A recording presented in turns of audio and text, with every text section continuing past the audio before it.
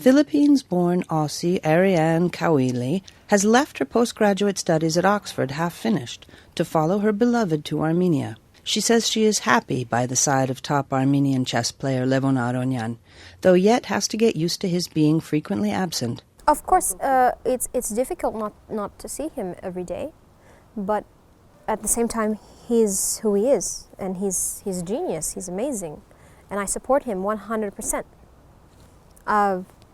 I'm with him because he's Levon, not because he's the chess player. So I love his personality and his character.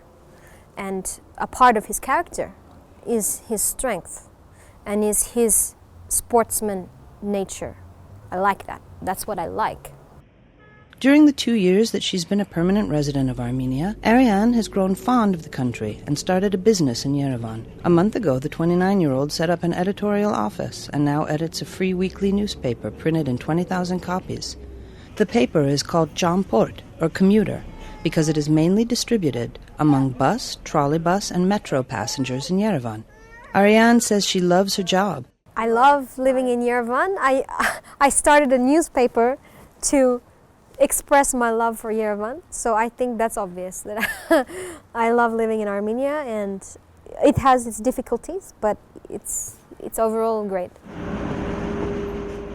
Ensuring the distribution of 20,000 copies a week is not an easy task for the young editor, as it requires quite an investment. Champort, however, is distributed for free in order to be available to everyone. Ariane says she now has only few advertisers and can cover only a small part of expenses by selling ad space.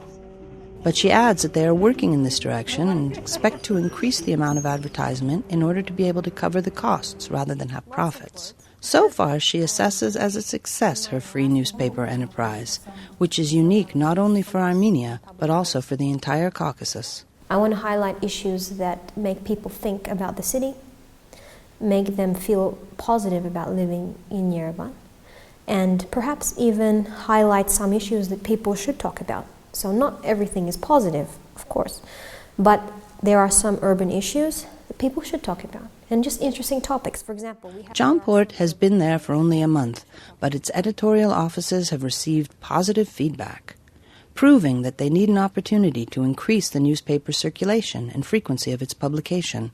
Okay, there have been some incidents where people are even fighting. One person would take 4 and someone would say, "Why? You have to save it for some other people." We've had people come to the office and say, "Oh, are you sure 20,000 is enough?" Because we've had people come to the office and say, "Oh, are you sure 20,000 is enough? Because next week, can you make sure you have a copy for me?" Yeah. Ariane has already gotten used to the environment, but does not yet speak Armenian. She considers Armenian to be a difficult language to learn, but has mastered an interesting word for herself and often uses it. Kyartu. As I understand, there are like the Kyartus wear the black shoes, all black, you know. And then there's the Kyartus who are Kyartus inside, you know, dance in the wedding rabbis and eat khorovats and whatever, or the taxi drivers, you know, with the long nails, it's also Kyartu. So there's so many definitions of Kyartu. I just love the entire idea, and I take little bits, and I think everybody is a little bit Kyartu. They're great. I'm also a little bit Mikich Kyartu, you know. The fiancé of chess ace Levon Aronian is also a professional chess player, but today she plays less often. The editor, with a degree in economics, devotes her free time to sports, and she doesn't choose chess anymore. In the gym, Ariane prefers basketball and boxing workouts. She says she likes these sports. I don't fight people. I do it for my fitness. I don't think women should fight unless they're built that way. I'm not built that way. But I enjoy sparring and just working out. I find it a really good way to be fit, to be healthy, and it's interesting. That's all. Nothing special. It's just for fun. Ariane's father is Filipino and her mother is Dutch.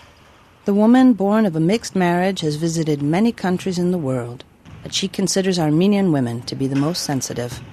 Wow, they're amazing, and I really respect what Armenian moms do for their kids, because It's extremely strong, and it's really powerful, actually.